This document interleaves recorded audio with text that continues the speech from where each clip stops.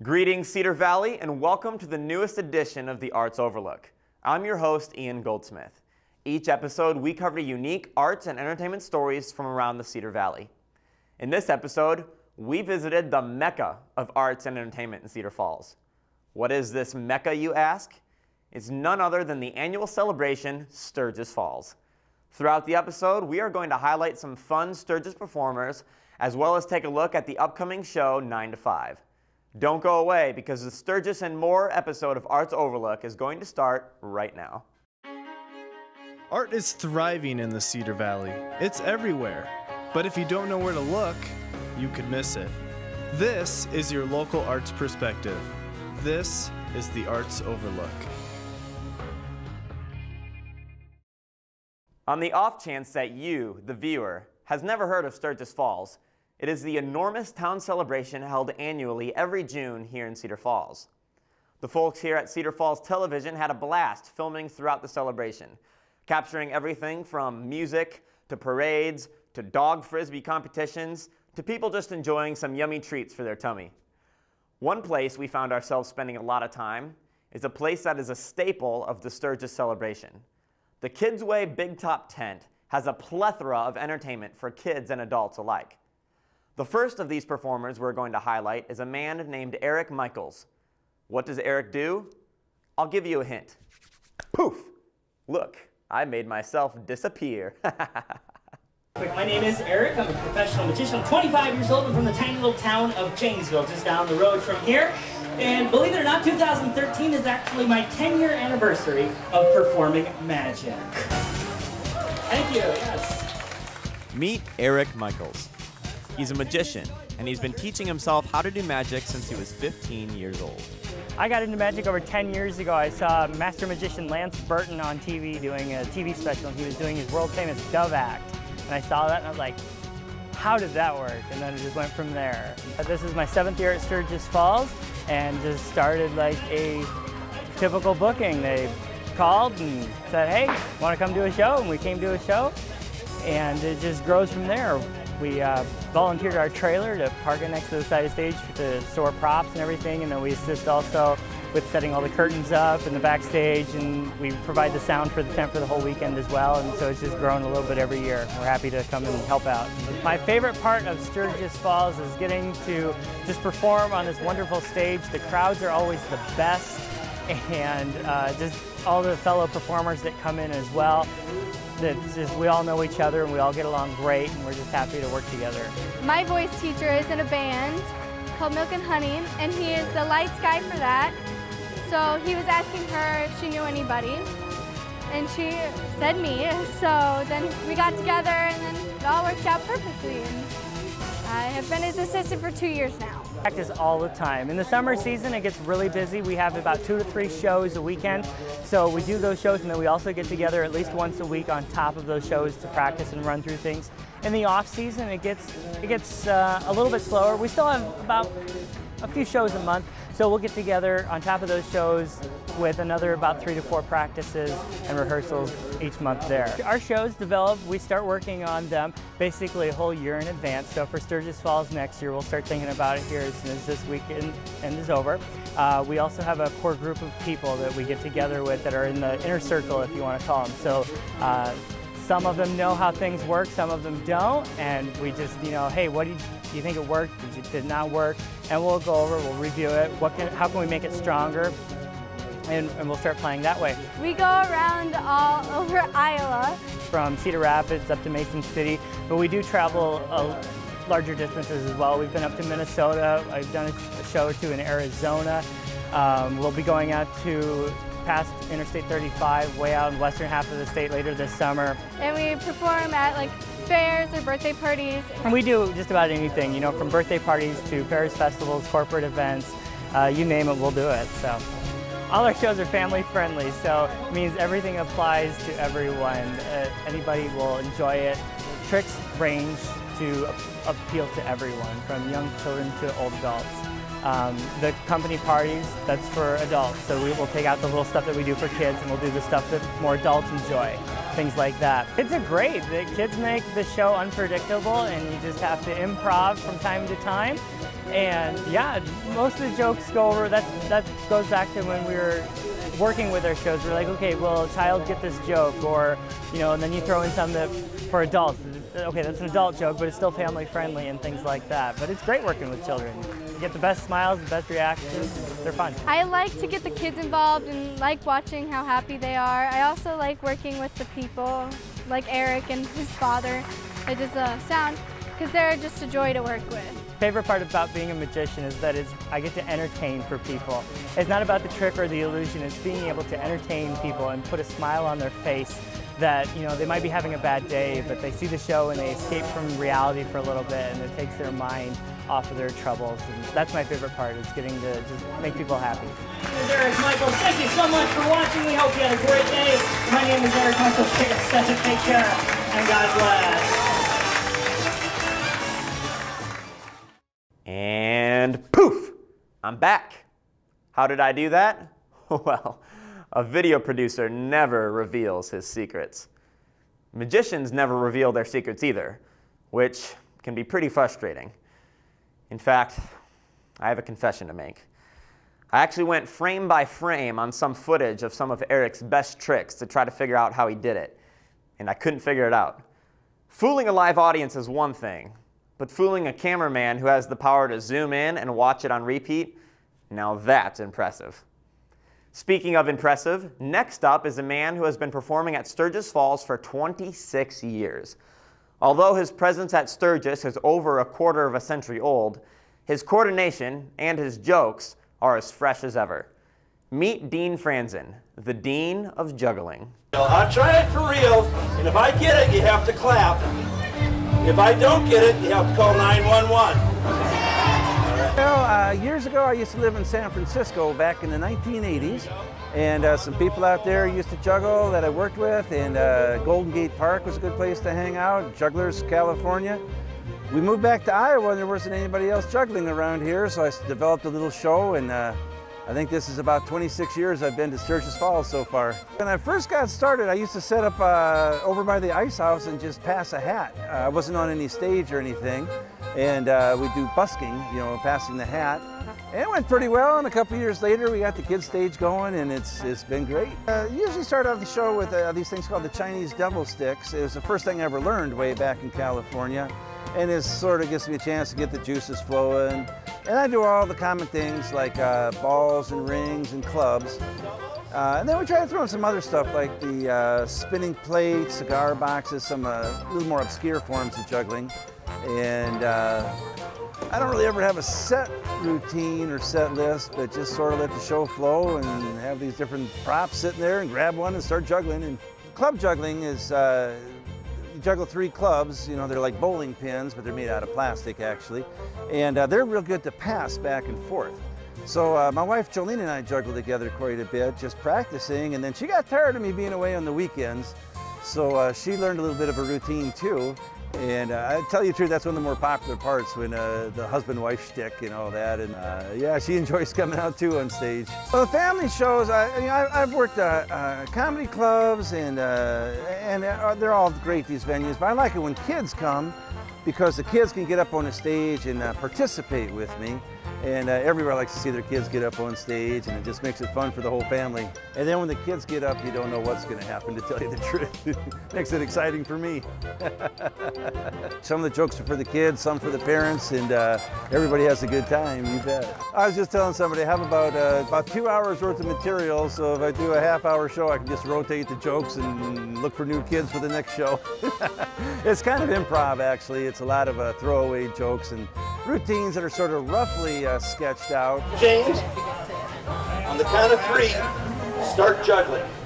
1, 2, wait. We're juggling with the unicycle. What, supposed to ride it?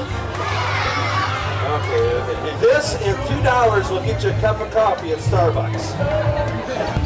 Stay in school, kids. You don't want to do this for a living, I tell you. I do a lot of libraries during the summer reading program, and we travel around maybe a 4 or 5 state area, and town festivals. Every party needs a juggler, so we do a lot of strange events sometimes, and schools, festivals, Sturgis Falls, what's so nice about Sturgis Falls, for instance, today I ran into two girls that were 19 years old, back from college for the summer, and they used to come to my show when they were 6 and 7 years old. So it's like a whole other generation of kids, but it's sometimes these kids get a little older and come back and see the show. Sometimes they get married, have kids of their own, and bring them to the show the next time. So it's almost like a family reunion, it seems like. I see all these people I've known over the years, and friends and family stop by, and people I know from the show, and so on. So yeah, it's a lot of folks, a lot of good times here at Sturgis Falls. Thanks, you guys. See you later. Bye-bye. Right you are, Dean. A lot of good times at Sturgis, indeed. You know, I was actually a little worried during his performance that the camera would pick up my boisterous laugh because I couldn't stop laughing throughout his show. The final performers from the Big Top that we're going to feature are two fellas that, although they haven't been performing for quite as long as Dean, they do have equally impressive coordination and skill. Meet the yo-yoing duo, Things on Strings. Yo, yo, yo, everybody. You need to check out the tricks these yo-yo virtuosos had in store for the crowd gathered in Oberman Park tent at the Sturgis Falls celebration. The two local talents, Lee Perbilski and Richie Korneisel, performed their act, Things on Strings, which has been a fan favorite for the past 8 years. Lee is a junior in college now and was the original Things on Strings man since way back when he was in 8th grade. I was in 8th grade. My parents would always, my dad had a company meeting in Cincinnati every year. They'd bring back some cheap stuff, and one time they brought home this really cheap yo-yo that couldn't do anything, but I got really into playing with that thing, and yeah, I don't know, explored a little online and found some different stuff you could do. Although Lee's colleague Richie is still in high school, he has been yo-yoing since he was in 5th grade, thanks to a little help from one of his teachers. My 5th grade teacher, Mr. Barton in Michigan, he got everybody yo-yoing. It was one of his passions, and he passed it on to us, passed it on to the whole class, had trick lists, and once you learn a certain amount of tricks, then you get a yo-yo from him. Obviously, these two veterans have had plenty of time over the years to develop some serious skills, and they were ready to show them off to the energetic crowd. The dynamic duo demonstrated many different types of yo-yoing, including classic, which is the traditional style of tricks that you and I would imagine. Double or nothing. Triple or nothing. Quadruple or nothing. Doubles, which consists of one person controlling two yo-yos at one time. That's a whirly bird.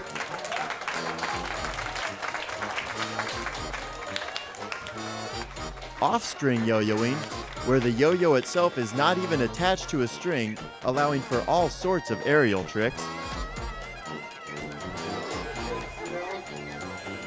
Behind the back. Freehand yo-yoing, which has a weight at the opposite end of the yo-yo, allowing for more unique traditional style tricks.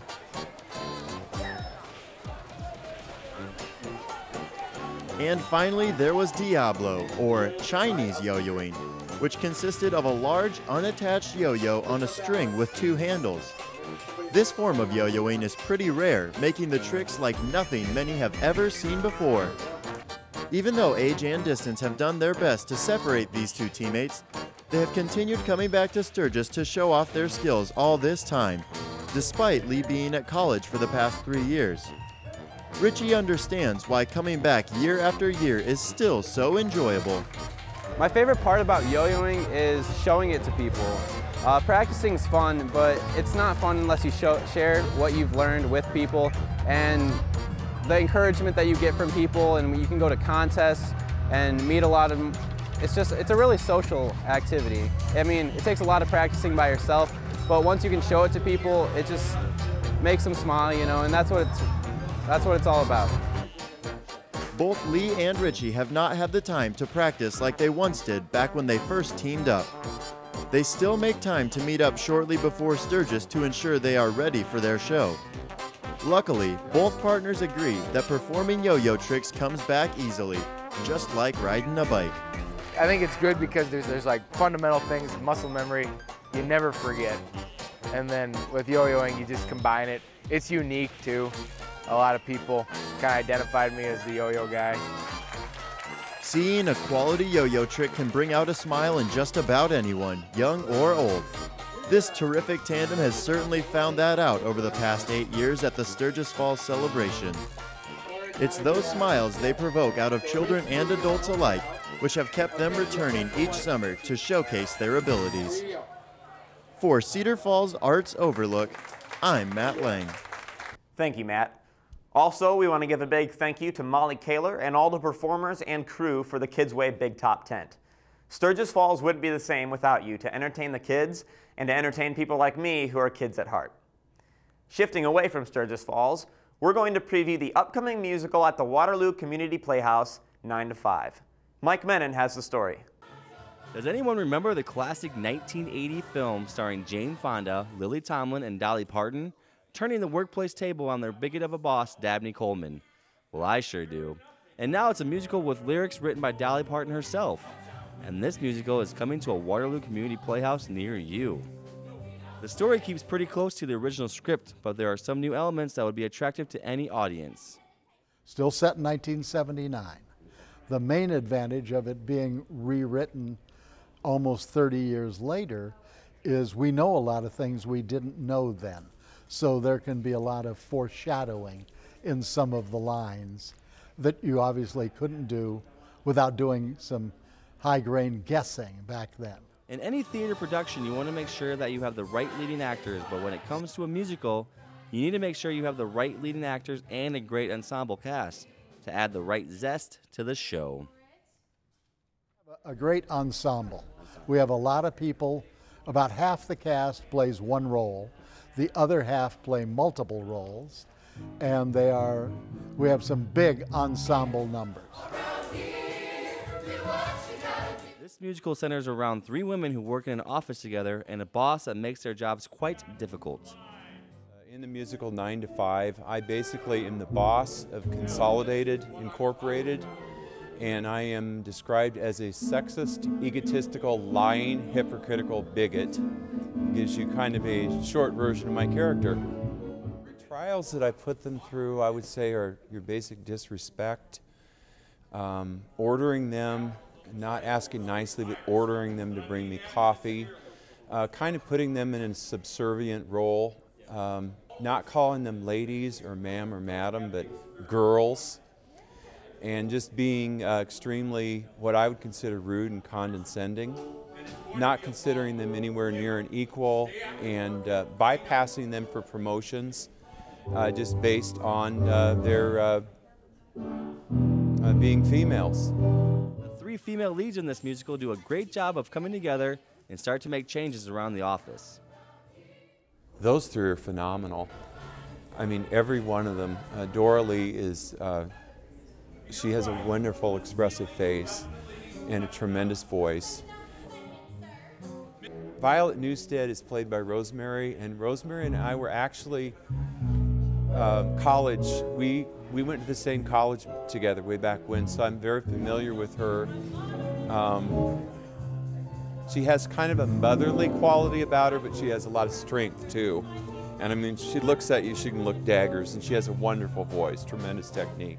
And Judy Burnley is the one that in the play is a little bit more meek, but she is throughout the play gaining confidence, and she has, again, a tremendous voice, tremendous instrument, and is portraying that kind of deer in the headlights. My first day at work, and then our boss, Franklin Hart, is abusing her verbally, so it's just wonderful. Along with the singing, the dance numbers, and the smart dialect, you're going to have a viewer's pleasure of some good old-fashioned physical comedy.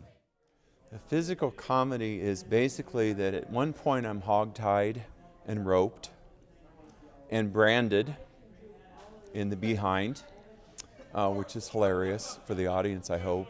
I mean, it's a very physical, demanding role. It's been just great fun to work with. All in all, why should one go and enjoy this Office Space musical experience? Because they will have a ball. We've had a lot of fun putting it together. At the first few rehearsals, before they got to the point where they knew it too well, they were laughing at each other a great deal. I think the audience will laugh a lot, and they'll love the music and the dancing. This hilarious story of friendship and revenge in the Rolodex era is outrageous, thought-provoking, and even a little romantic. 9 to 5 the musical is about teaming up and taking care of business. This show will be presented at the Waterloo Community Playhouse and will run July 12th through the 27th. Don't miss 9 to 5 at the Waterloo Community Playhouse, July 12th through the 27th. That's all we have for you on this jam-packed episode of the Arts Overlook. I'm Ian Goldsmith. Until next time, thanks for watching.